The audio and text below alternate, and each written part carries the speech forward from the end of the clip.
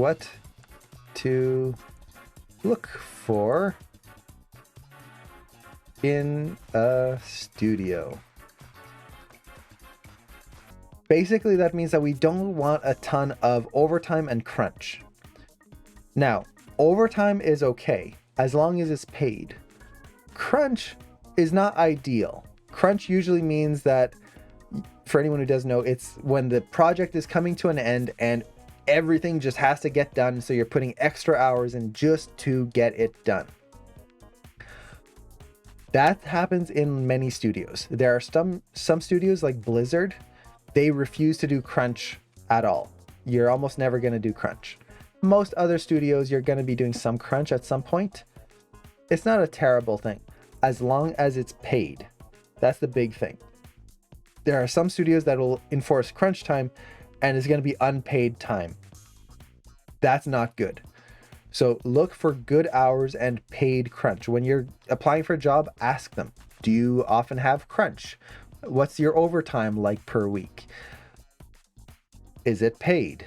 And ideally, it should be time and a half. Ideally, very rarely, but that would be good. What else? So what other things do we want? So good hours, good pay, and just Oni, thank you so much for the sub. Oh, I really appreciate that. Thank you so much. 5 months, geez. Thank you so much. So good, what did I say? Good pay. Now, what does good pay mean? Well, good pay essentially means that you can live off of what they pay you. And this is a tricky thing. And this is a question that I get asked a lot on stream, is like, how much money do animators get paid? What's a good amount of money to ask for? And honestly, there's no answer to this because it really depends on where you live. So for example, if I get an animation job in California, San Francisco, I would be making 5 times the amount of money that I would be getting for the exact same job here in Manitoba, Canada. I'm just guesstimating, those aren't actual numbers, but let's say 5 times as much. Great, I should take the job in California because I'm going to be paid more. But the cost of living in California, especially in the San Francisco Bay Area, is 10 times more than I'm paying right now out in the country in Manitoba. So, pay does not mean revenue, does not mean what you are going to actually make in the end. You want to look at the cost of living in the area that you have. And I do have that Excel file. I'm going to give it out here. Thank you for the reminder there. So I'm just going to find a Excel file here for everyone. But good pay does not equal good revenue 1-to-1. So check the cost of living in the area. Make sure that what they are paying you will cover what you're going to need to cover. What's the food like in that area? What's the living like? When I got the offer to move to Ontario for Rockstar, I did that research. Okay, what are the apartments like? How much is that going to cost? Will I need a car? Will I use public transport? What are my taxes going to be like? What's the property tax in that area? How much is the food in that area? So something that can help with that, at least giving you an estimate. This is for freelance mostly, but you can use this for kind of getting that wage, is right here. And ooh, Just Only has a cost of living calculator. Is it the same thing? Oh, perfect. That's awesome. I'm going to bookmark this site. Thank you. That's awesome. See, I learned things from this. So the link that Just Only posted, for anyone who doesn't know, right here. So let's see. Do they have like I want to live in Ontario? It's only for the States. Well, let's do San Francisco.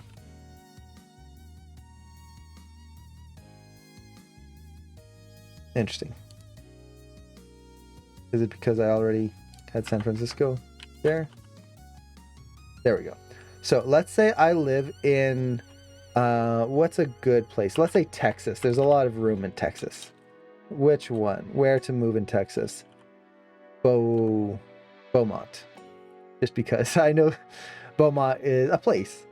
So right here, to maintain a standard of living in San Francisco, I need to earn that much money.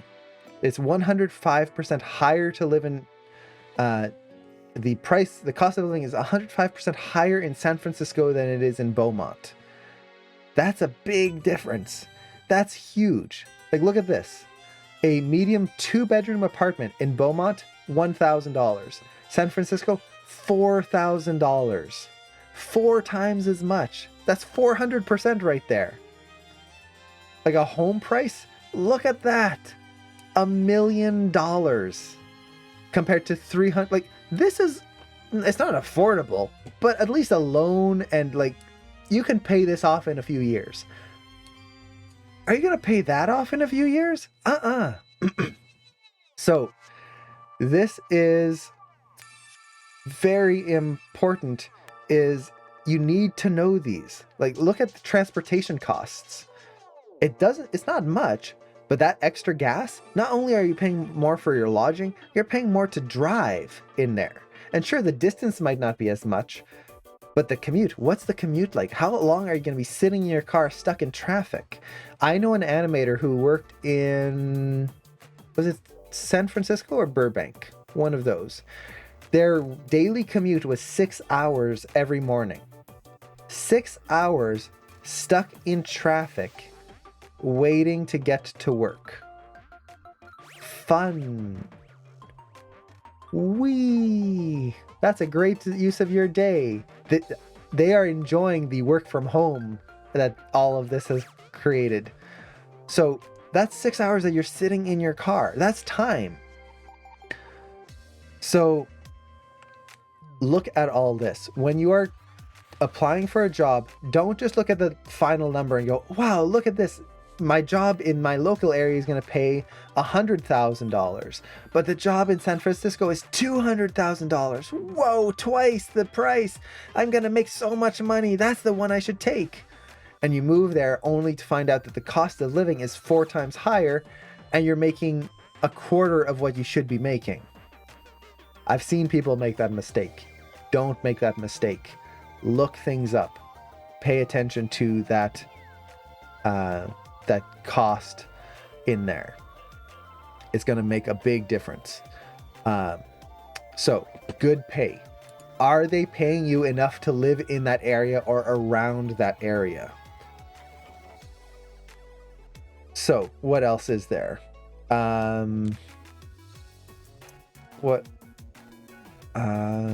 Let's see. So other things that for me are very important when I want to apply to a studio is a good work environment.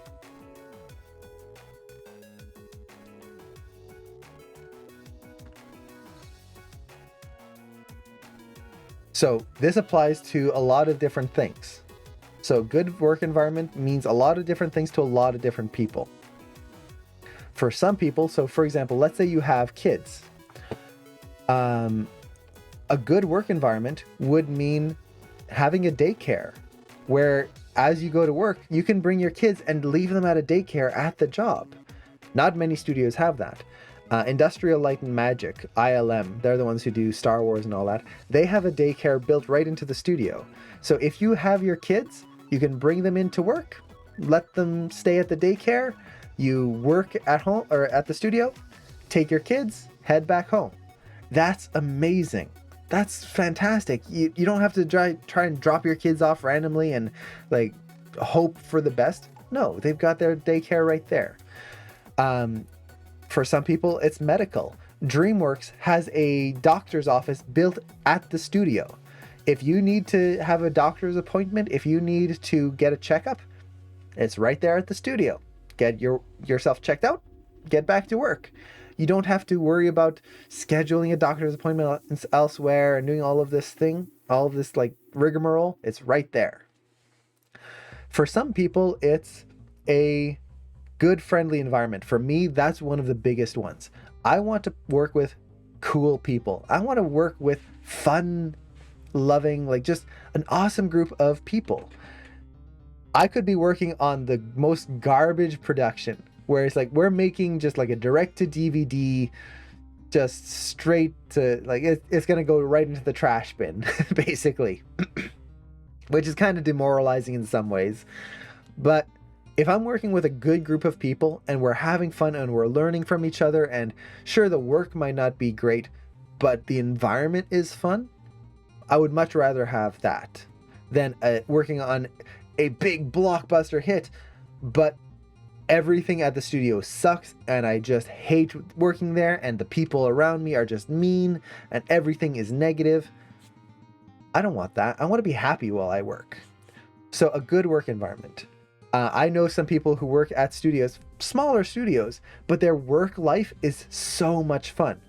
Every day there is back when the studio was open, they would have Nerf gun fights where like partway through the day, everyone like at the lunch hour just takes out their little Nerf guns and starts like firing at each other past the cubicles, and they have a little bit of a battle to see who wins. They have the weekly Mario Kart and Smash Brothers tournaments where everyone in the office gets together and they play games together and just have fun and like goof off. They have cupcake days and all of these just random events of having fun together and being a team. That's wonderful. They're not the biggest studio. It's not Disney. It's not DreamWorks. It's not Pixar. But to get to work in a place like that every day, it's not work when you're having fun and being with awesome people.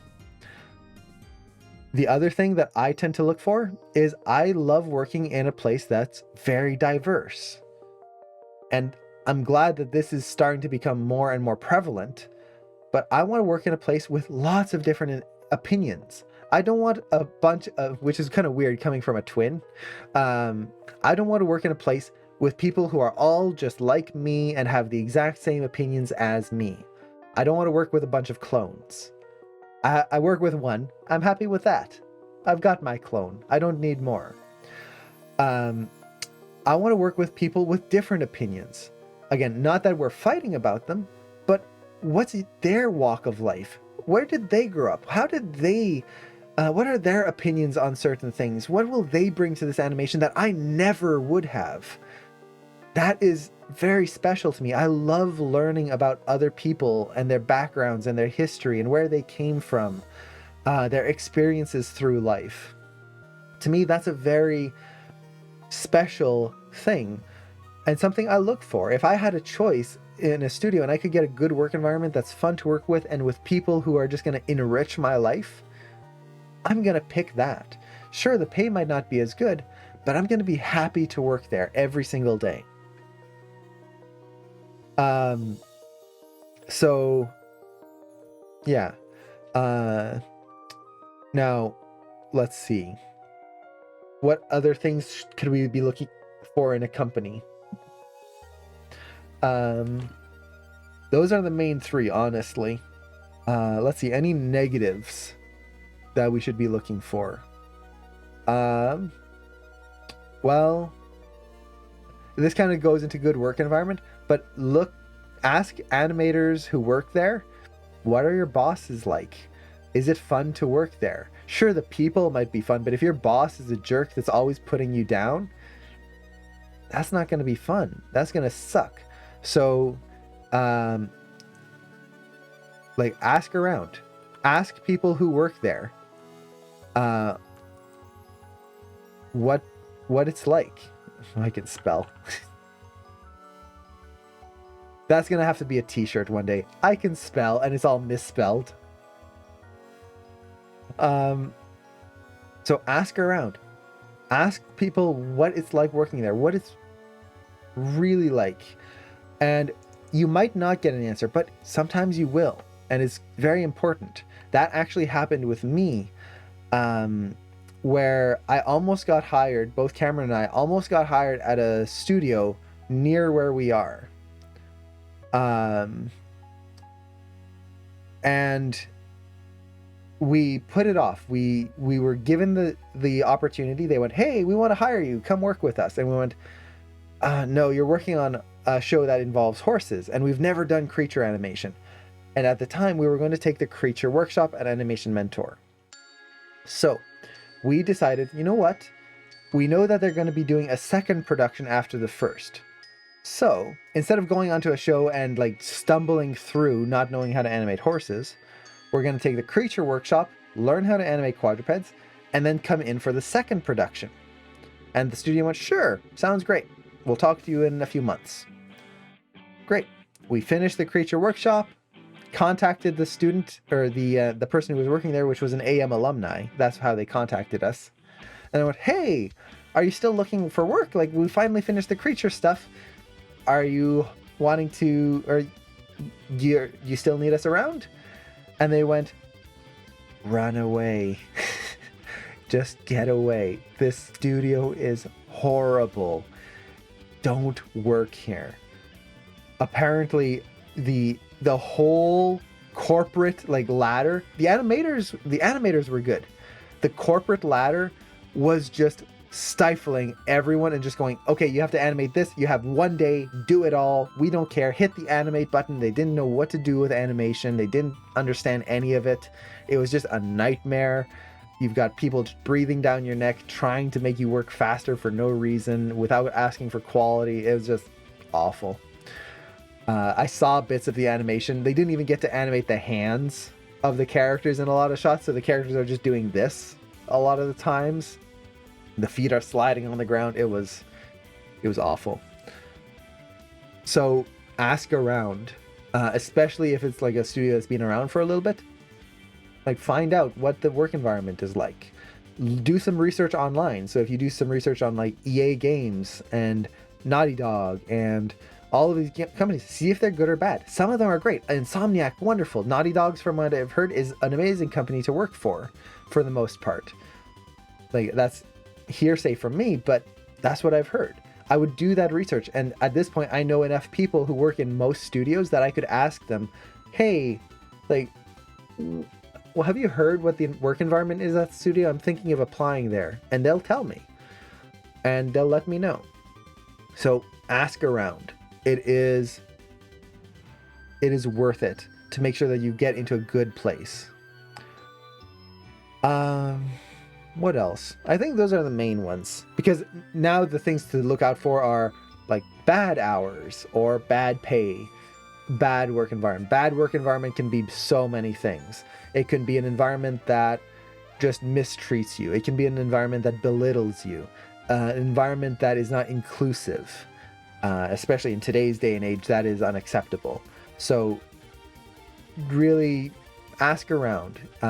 You want to be happy where you work. So yeah, hopefully that helps. Hopefully that answers your question. Kind of a long detour to answer that question, but let's see. What if there's bad hours but good environment? It depends on how bad the hours are. So for example, I know of a few stories of animators where the hours were so bad they were working 100+ hours a week, sleeping under their desks. Their family hadn't seen them for like 2 or 3 weeks. They were just sleeping under their desk. They'd only sleep a few hours, get back up, keep working, go back under their desk when they were tired. That's bad. No matter how good the environment is, suddenly those hours have made the environment terrible. So there is a balance. Overtime and crunch is okay once in a while, but if it becomes the norm and for really extended periods of time, suddenly the work environment is destroyed. Let's see. Could you also say opportunities to learn? Yeah, that's a good one. Yeah, that's a good one. Opportunities to learn. So this is, I'm writing crooked, to learn. So this is something that Disney, DreamWorks, Pixar, I think ILM does this as well. They will give you moments to learn things. So for example, DreamWorks will get people in and teach you about stuff. They will teach you like how to do puppeteering. So actually how to use like a Muppet type puppet and how it's done, how you look at the camera. They'll do a whole course on it. They'll do anatomy courses, drawing courses, animation courses, all sorts of courses on all sorts of topics. Blizzard does the same thing. Blizzard had one course where you could actually learn how to make a sword. They brought people like blacksmiths in, and okay, let's learn how to make a sword. And here's what an actual sword feels like. That's awesome. Opportunities to learn and to grow as a person at a studio like that is amazing. If they offer that, that's huge. I would love that. To just go to work one day and go, hey, we're gonna pay you to make a sword. Go ahead if you want to. Yes, please. Blizzard has an awesome game room. Apparently, they have D&D games and just like a wall of board games and stuff like that. It's amazing. I've seen a picture of it, and I know someone who works there, and they mentioned that it's just so much fun. It's a beautiful environment. I haven't heard much else though. Let's see. So let me catch up with the chat here. How do we ask around? Do we email those people or go to cons and ask? You would email them. Find them on LinkedIn. Just go, hey, I'm thinking of applying to so company. I was just wondering if I could ask you a few questions about it. And sometimes you'll get no answer, but sometimes you'll go, sure.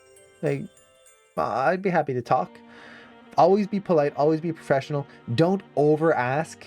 Like, don't be a jerk about it and like trying to undermine things. Just be honest.